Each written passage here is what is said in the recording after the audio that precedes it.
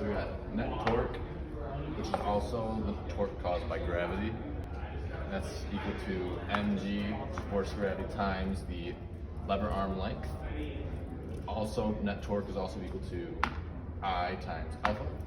So solving for alpha, we get torque over moment of inertia. The moment of inertia of this cylinder is 1/2 times the mass times the inner radius squared plus the outer radius squared.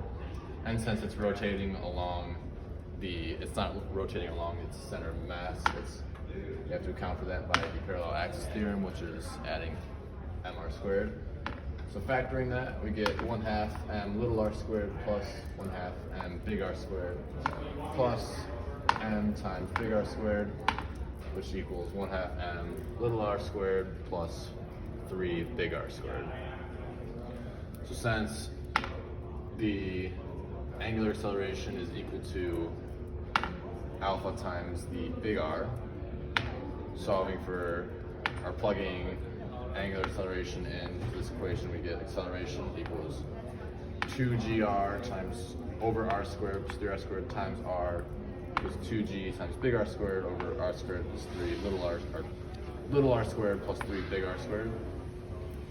And since the ratio of the height of the initial over the height of the final, or of the smaller one, is equal to gravity over the acceleration of this, we plug in acceleration to this equation, we get g over 2gr squared over r squared plus 3r squared, which is equal to g times r squared plus 3r squared over 2gr squared.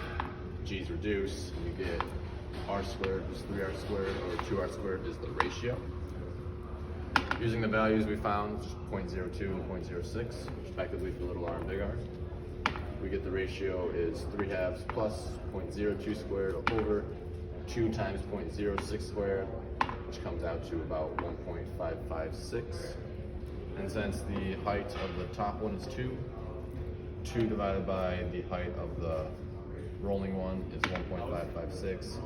Solving for h, we get the height is 1.285 meters.